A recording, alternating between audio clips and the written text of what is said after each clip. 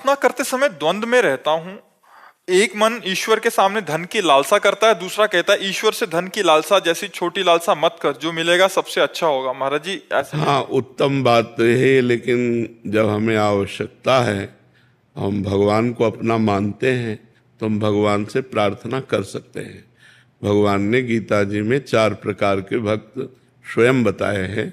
एक है अर्थार्थी, जो भगवान से अर्थ चाहता है। एक है आर्त, जो भगवान से संकट निवृत्ति चाहता है। एक है जिज्ञासु, जो भगवान को जानना चाहता है। एक है ज्ञानी, जो भगवान को जान चुका है, जो भगवत स्वरूप हो चुका है। तो 4 प्रकार के भक्त, इसमें केवल भगवान से चाहना है। हम प्रयत्न कर रहे हैं, कर्तव्य कर रहे हैं, लेकिन भरोसा भगवान पर है, वो हमें देंगे। ये मांगना कोई दोष नहीं है, क्योंकि भगवान ने स्वीकार किया है।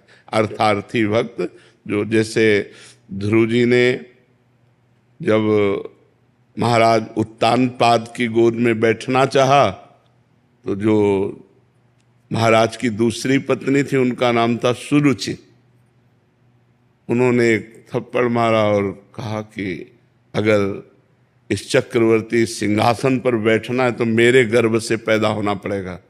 तो सुनीति से पैदा हुआ है, इसलिए जा नारायण की तपस्या करो, मेरे गर्भ में प्रकट हो, तब तू इस सिंहासन का अधिकारी। कठोर शब्द बोले।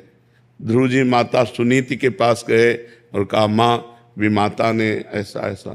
तो उनका बेटा ठीक कहा है महाराज, मुझे पत्नी के आप तो दासी भी नहीं समझते हैं। यदि तुम भगवान नारायण की तपस्या करो, नारायण को प्रसन्न करो, तो जो चाहोगे वो प्राप्त हो जाएगा। सही सलाह दी माँ ने। ध्रुव जी 5 वर्ष की अवस्था के थे, दृढ़ निश्चय किया 5 वर्ष के बालक ने कि भगवान नारायण को प्रसन्न करके मैं ऐसा पद प्राप्त करूंगा जो मेरे पिता और पितामह को भी प्राप्त नहीं है। पिता उत्तानपाद, पितामह मनु जी और प्रपितामह ब्रह्मा जी, ज्यादा सृष्टि नहीं, बिल्कुल नजदीक ही है। ध्रुव जी निकले नगर से बाहर, तो जब कोई भजन करने का भाव करता है तो भगवान किसी संत से मिला देते हैं। तो देवर्षि नारद जी मिल गए। देवर्षि नारद जी को प्रणाम किया ध्रुव जी ने।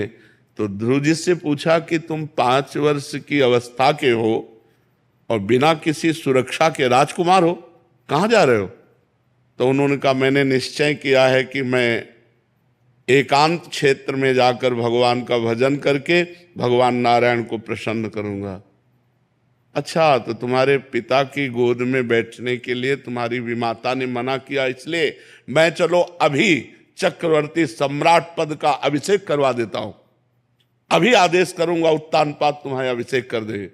ध्रुव जी ने विचार किया, अभी तो भजन किया नहीं, अभी तो भजन करने के लिए कदम बढ़ाया, तो जिनकी गोद में बैठने के लिए हमें झिड़क दिया गया, उस सिंहासन पर अधिकार हमें देवर्षि नारद जी के वचन कौन काट सकता है?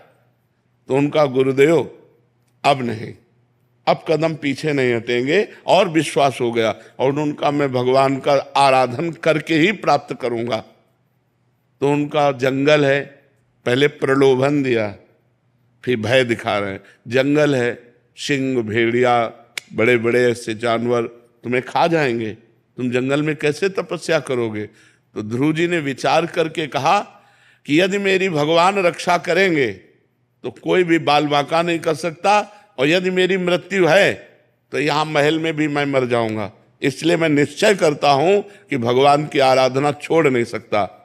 देखा चेला पक्का, तो वहीं गुरु मंत्र दे दिया 12 मंत्र का, और कहा जाओ भगवान तुम पर कृपा करे। तो ये मथुरापुरी में आए, मधुबन मथुरापुरी को कहते हैं, और यहीं आकर यमुना के पावन तट पर 12 मंत्र का अनुष्ठान किया। मथुरा भगवान की नित्य सिद्ध स्थली है, वैसे भी भगवान प्रकट हुए, लेकिन शास्त्रों में मथुरा की बड़ी महिमा वर्णन की गई है। मथुरा नित्य कृष्ण को वास, निस दिन श्याम न छाड़त पास, तास सकल लीला के। 6 महीने में भगवान का दर्शन प्राप्त कर लिया, और वो अटल पदवी प्राप्त की कि आज भी सप्त ऋषि उस परिक्रमा करते हैं उस पद की जहां ध्रुव जी विराजमान है। तो यदि हम धन भी चाहें तो केवल भगवान से चाहें और भजन करें, भगवान की आराधना करें और अपने कर्तव्य का पालन करें, तो वो धन मांगना भी सार्थक हो जाएगा। जो हम कामनाएं करें वो भगवान से करें, पर ऐसे न करें जैसे आजकल लोग करते हैं। अब आपको 500 रुपये का भोग चढ़ा देंगे, आप हमारी एक कामना पूरी, तो तुम नौकर समझे हो क्या भगवान को? तो भगवान तो मालिक है यार, नौकर थोड़ी है। अपने पिता से जैसे मांगा जाता है, अपनी माँ से जैसे मांगा, वहां माँ से पिता से ये बात कहते हैं क्या कि आपको इतना खवा पिला देंगे, आप थोड़ा हमको 1000 रुपया दे दी? अधिकार पूर्वक मांगते हैं, क्योंकि आप हमारे पिता हो, आप हमारे माता हो। ऐसे हम अधिकार पूर्वक भगवान से मांगे, पर भगवान अंदर की बात देखते हैं। यदि अन्य आश्रय है तो फिर भगवान जल्दी नहीं सुन, अनन्य भाव से। पर आराधना जरूरी है। ध्रुव जी ने कैसी आराधना की?